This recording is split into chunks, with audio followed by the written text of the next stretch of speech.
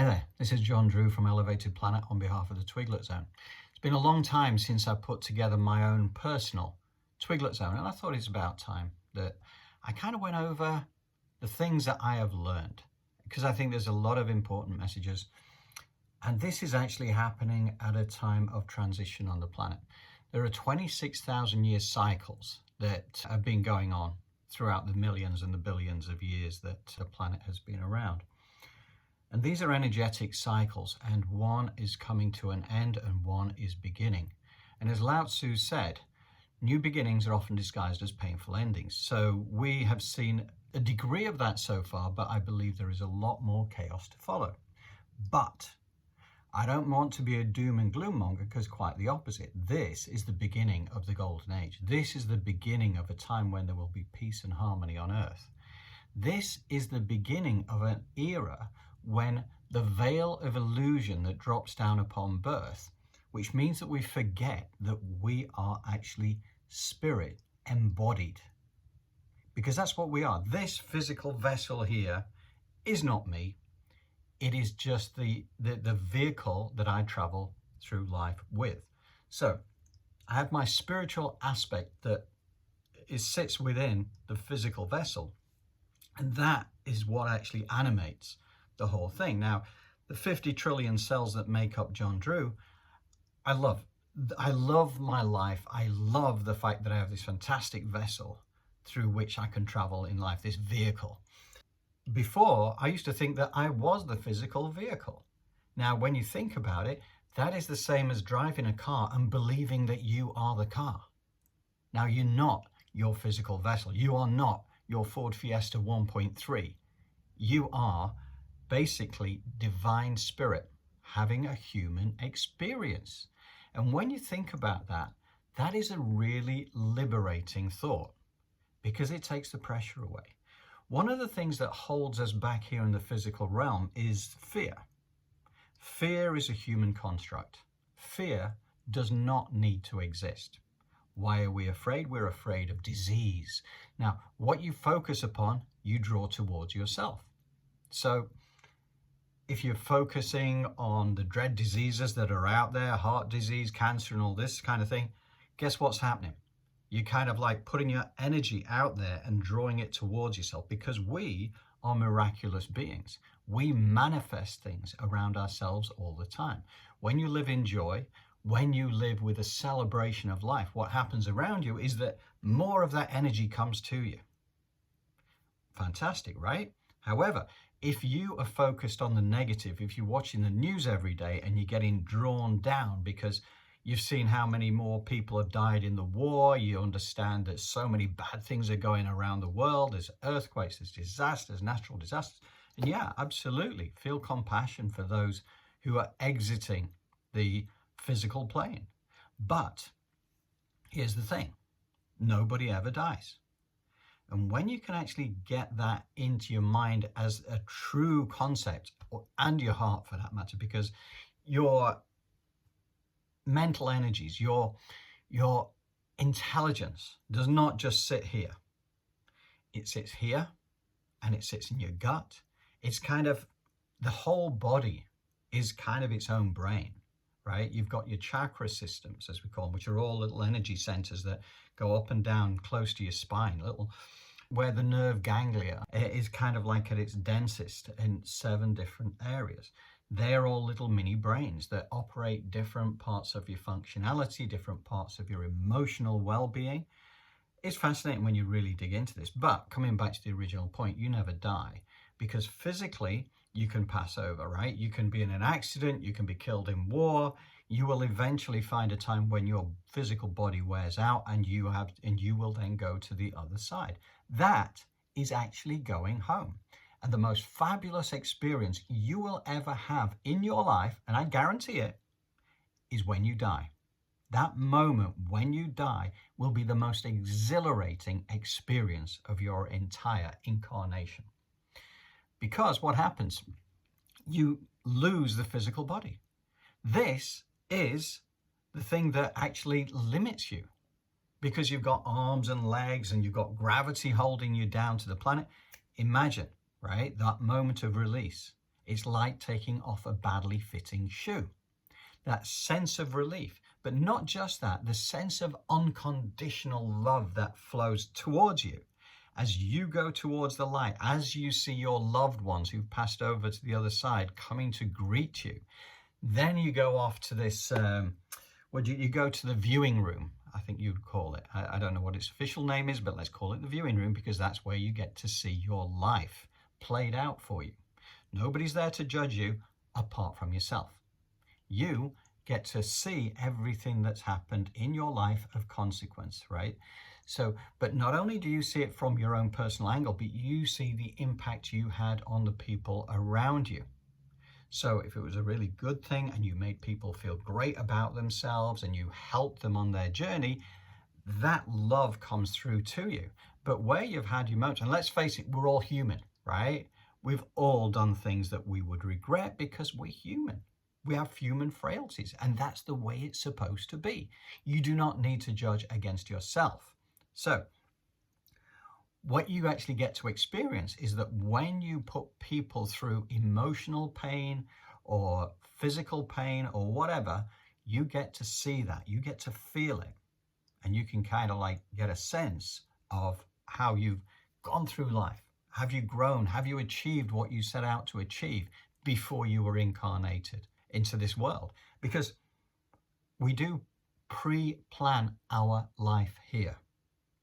We do know what we need to learn during this incarnation.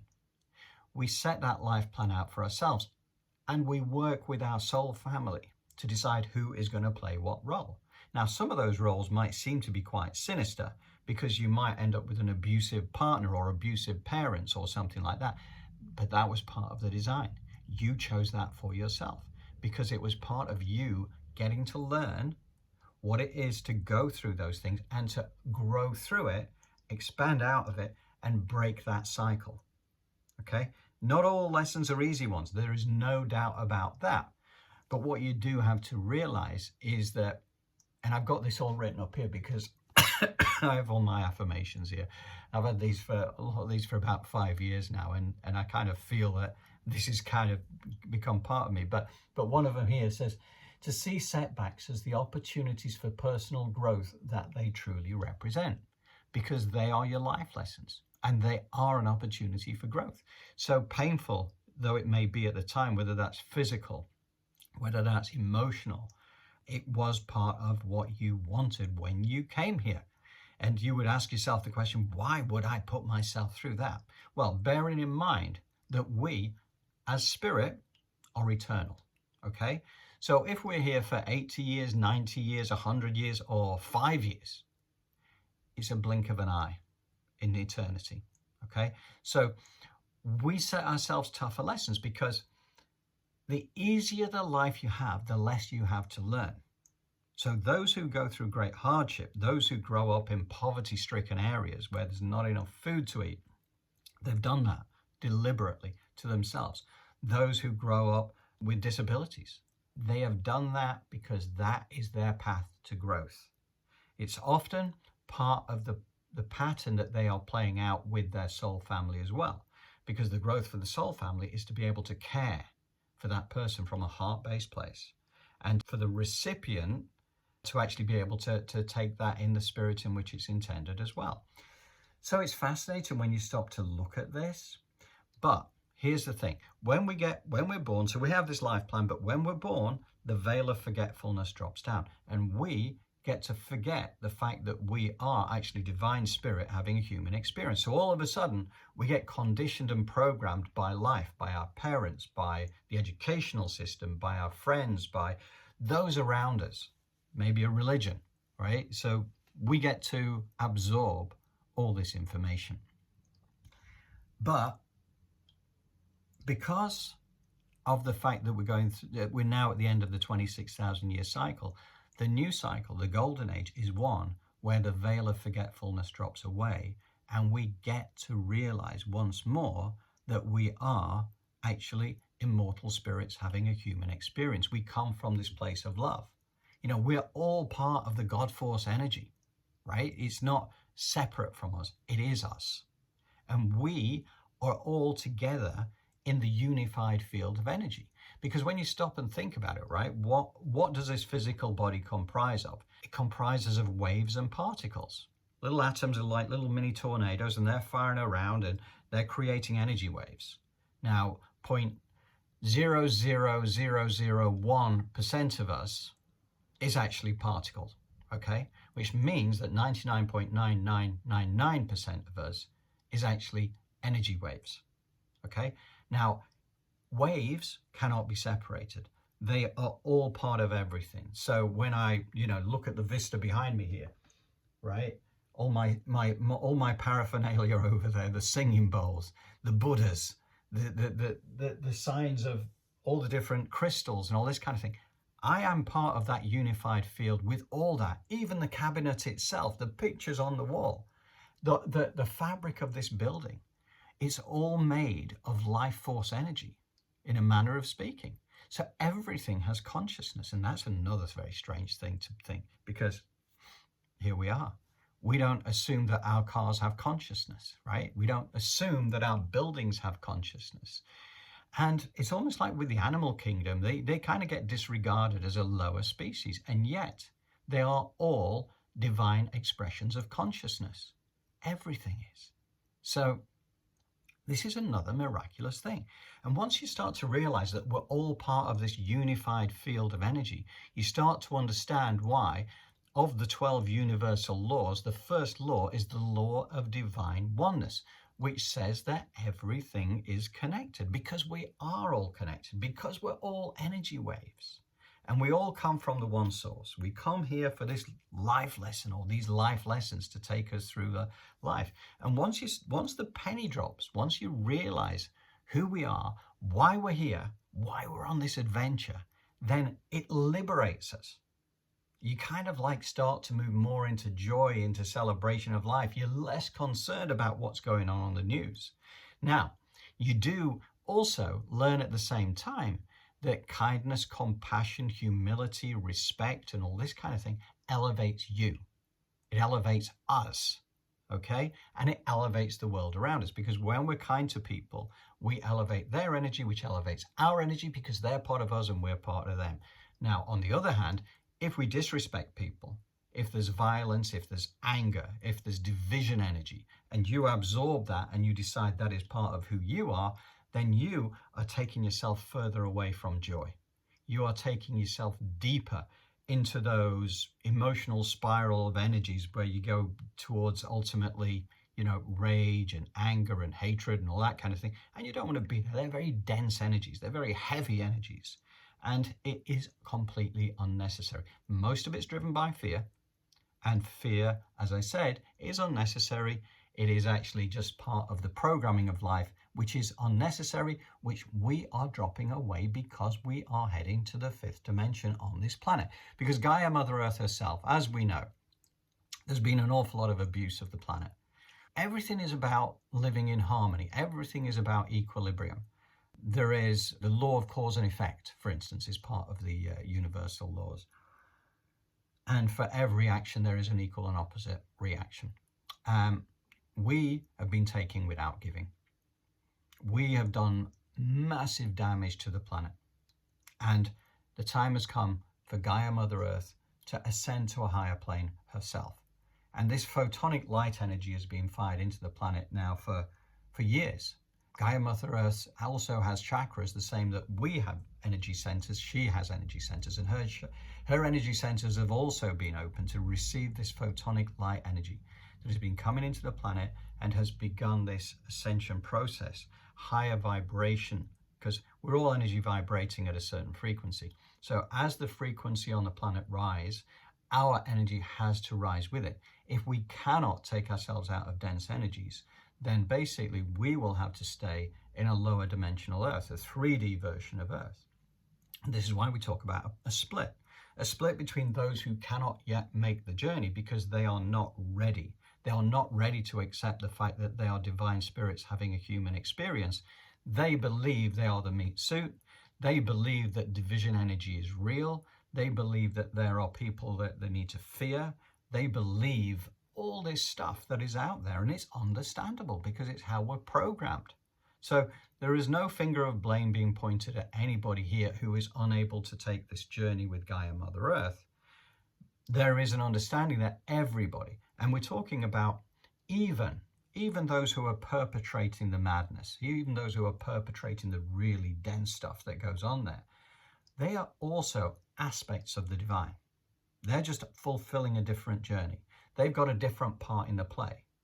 But it's not that we seek revenge against those who've done harm to the planet and to us by definition. All we do is look to build the new. We understand the old and we look to build the new. That's all we need to do. We don't need to fight the old, as Socrates said. The secret of change is to focus all your energy not on fighting the old, but on building the new. That's what we're here to do. Elevated Planet. John Drew and Jolie Gabrielle, we are on the journey, along with others, many, many others, to try to help people understand the opportunity that you have.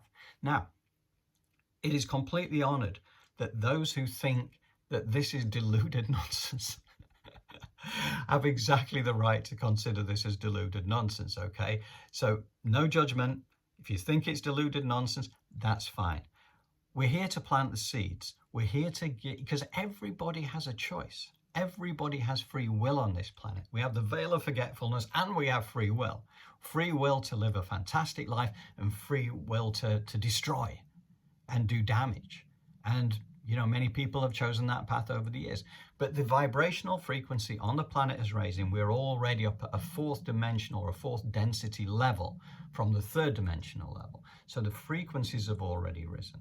You see it already on things like the Schumann resonance, which is the heartbeat of the planet, which has remained stable for the longest time. Then all of a sudden it starts going up, and it's going up, and there's various bands of frequencies.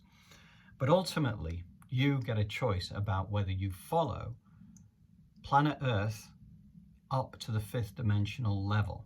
Now, planet Earth herself will become, I think, is 10th dimensional being rather than a 9th dimensional being.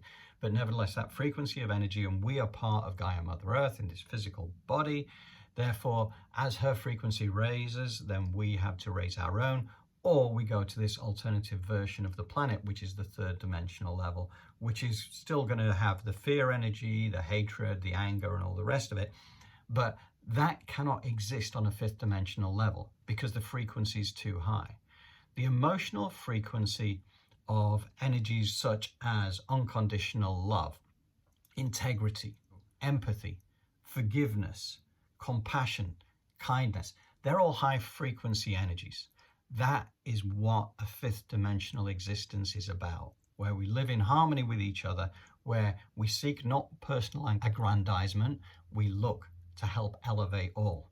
Okay, so we understand that there is no such thing as hierarchy. We understand that is complete BS, because the fact is that, again, is a construct of those who like to stay in control. So the leaders of the future will be people who understand that they are no better than the person who has the most humble role in the entire world.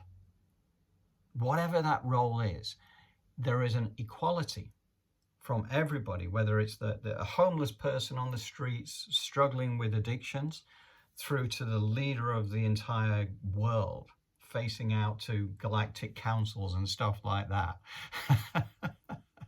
But there's an understanding they're equals because we're all one. We're all part of the same energy. And interestingly enough, our life force energy that animates your 50 trillion cells could just as easily be in a completely different kind of body. It could be in the physical body of one of our galactic cousins, an extraterrestrial being, a grey, or there's so many different races out there, and we're very deeply connected to many of them because they've been around since the dawn of creation on the planet. They helped to create and seed the planet in the first place and have plotted its existence and its evolution ever since. So that is part of it, is that we will have lived past lives, not just here in the physical on Earth, but also from a galactic perspective. We will have been different kinds of beings. So you might have been a mantis being, for instance, looking more like an insect, an insectoid being.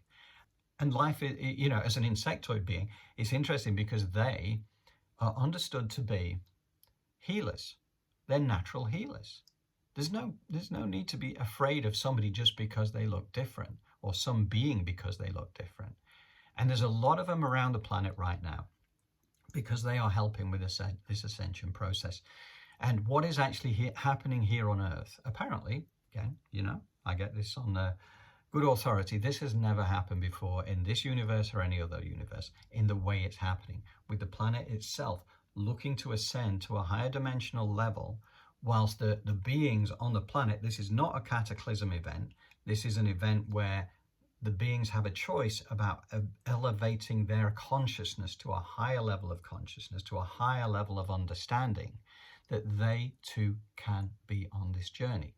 But for those who regard it as deluded nonsense, who are stuck in the fear, who are stuck in the hatred, who are stuck in the more dense emotions, and I don't mean it as to be just that, it can just be fear. It can be just the fact that you are fearful because it's part of your programming and you cannot break out of that programming. No judgment is intended against people who find themselves in that situation.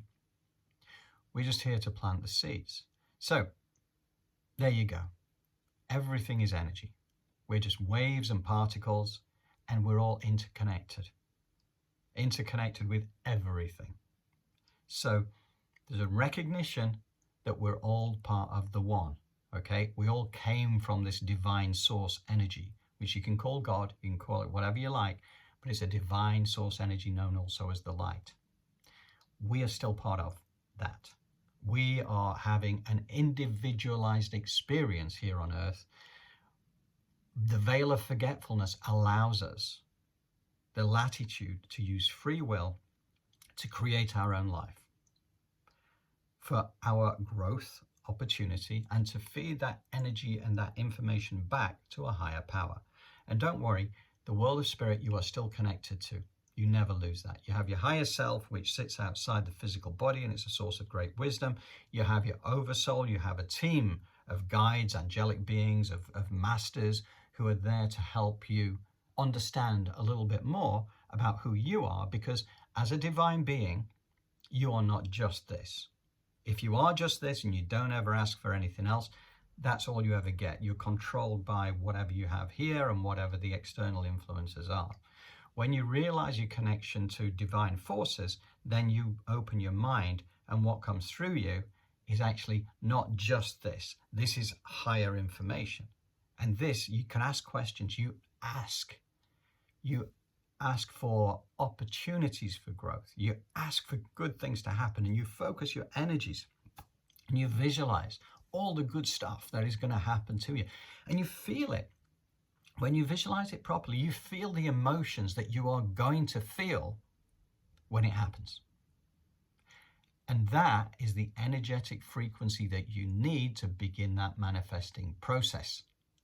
So people talk about the secret, manifesting, all this kind of thing, but it's not really put across in the right way at all.